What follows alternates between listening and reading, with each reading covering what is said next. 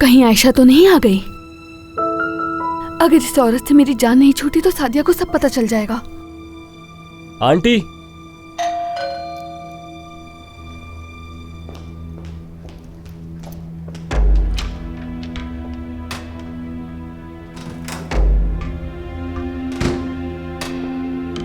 आओ सिनान आओ।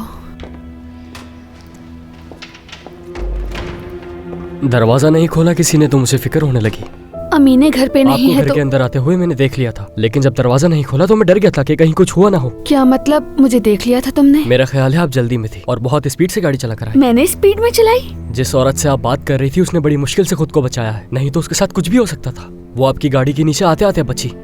ये अच्छा हुआ कि मैं उसकी मदद के लिए रुक गया। तुमने उसकी मदद की? और क्या कहा उसने? ये तो नहीं कहा मैंने जानबूझकर मारा है। नहीं, ऐसा तो उसने कुछ नहीं कहा, बस कहा कि मैं पता पूछ रही थी। मुझे हैरत इस बात की है कि आप उसके लिए रुकी क्यों नहीं? सिनान, मुझे नहीं पता चला कि वो औरत गिर गई थी। जब उसने आपको पता मालूम करने के लिए रोका, क्या उसका रोकना आपको बुरा लगा? क्यों लगेगा बुरा? उसने मुझसे पता पूछा और मैंने कहा मुझे नहीं मालूम, ये कह के मैं चली